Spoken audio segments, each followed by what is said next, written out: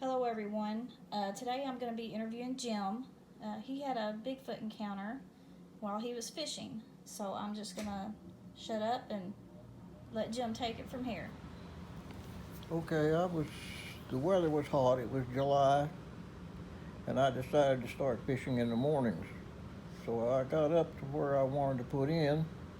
It was too dark, so I waited until just daylight, put the boat in, and I run upriver about 6 miles. And in a sharp bend, there's a big deep hole. I come into the hole, I anchored out, and I put one rod out and turned around and looked up on the high bank about 100 yards away. Out stepped this Bigfoot from behind the big oak tree. He takes one step, turns, and goes into the woods. The woods is still dark, so I had him picture framed. I seen his whole left side and his back. He's gray, young, muscular. I would say he's probably 9 foot tall. I got to thinking, I caught you doing something. So that year, somebody had been running limb lines for catfish, and they had red reflectors on them. I come to the house and I told Connie about it. This was on a Friday. That's next Saturday, I got up and I went back, and I got out and looked. I measured his first step. It was 7.5 feet. Then I got to looking along the bank, and here is these limb lines with these reflectors. And there's catfish laying on the bank. Their necks are broke, and there's one or two bites out around the top dorsal fin where the fatty meat is, and they're throwed down. I caught him fishing. He figured out that them red reflectors didn't belong there, and if you'd pull up that line, you might find something to eat. It took me a while to figure out what I'd seen. It's hard to believe. Did I see what I thought I saw? There's nothing in the woods that big, and there's nothing in the woods big enough that walks on 2 feet. It was a Bigfoot, and he was beautiful. Now, did you happen to see any tracks when you went back? I seen where the leaves had been scraped around a little bit, but you couldn't definitely say it was a track. You know. Yeah. He was as scared of me as he could be. All he wanted was out of there. Yeah. Well, And you said it was gray. Was it like the color gray, or was it like a ash gray, or was it like when you say gray? You know, some people refer to gray hair as white. So this Gray was hair, gray hair. gray hair. I mean, he glowed In the, in the sunlight, especially since the woods was dark. mm-hmm. He was picture framed, you know, and he just glowed, Yeah. you know. Huh. Well, and you never heard any sounds or anything? I've never heard any sounds up there. I've never heard any knocking or screaming, or I've heard heavy footsteps through the woods at night. But as far as what everybody says Bigfoots do, I've never heard. Never heard it. Now, didn't you say that you've had some other strange things happen after your sighting?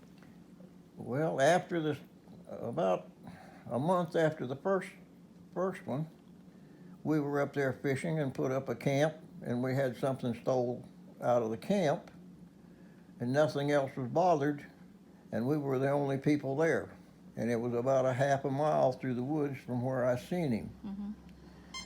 Then I've been fishing, and all of a sudden there'd be a bad smell show up, and it'd be there for about 10 minutes, and then it would just disappear.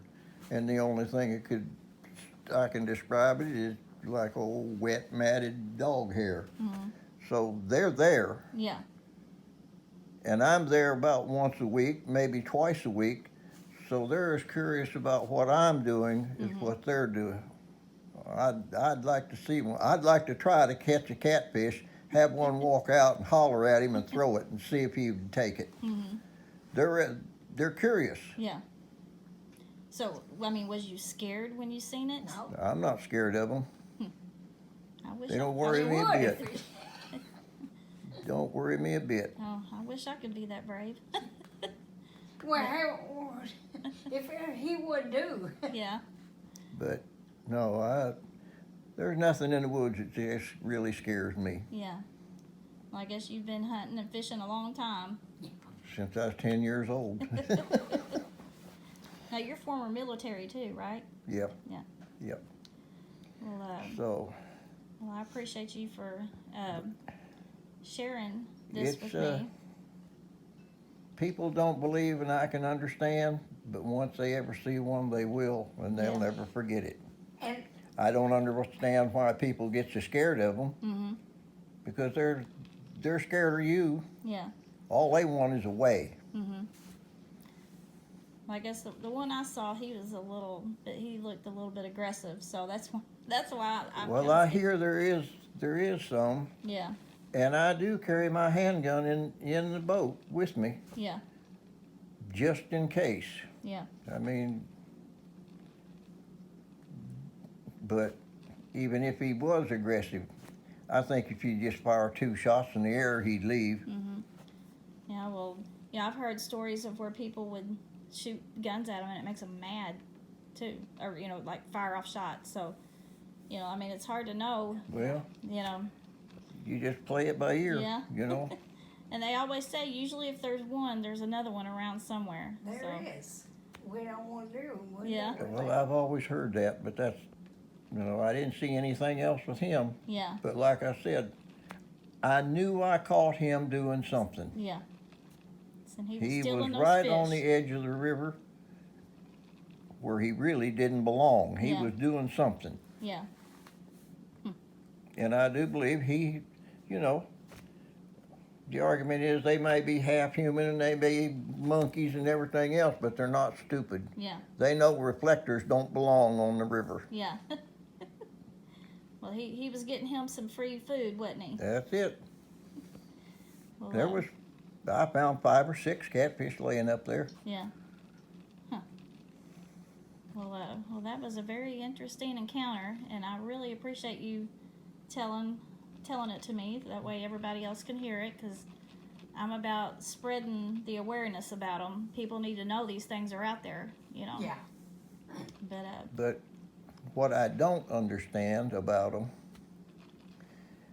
is they flood the woods in the wintertime for duck hunters. Mm-hmm. Where do they go? I don't know. You don't ever see one on the highway. Yeah. One never gets hit. there's only 2 or 3 places that the river, there's high spots out there. The rest of the river is from knee to waist deep Yeah. in the woods. What happens to them? Where do they go? I don't know. That's something I think everybody wonders, is where they go. You know, some people think that there's underground cave systems that they go into. Some people believe that they have a spiritual side, a paranormal side, to where they can go in and out of portals. But that's the thing, nobody knows. You know, but to me, I just think it's important that people realize that these things are out there, and just to be careful.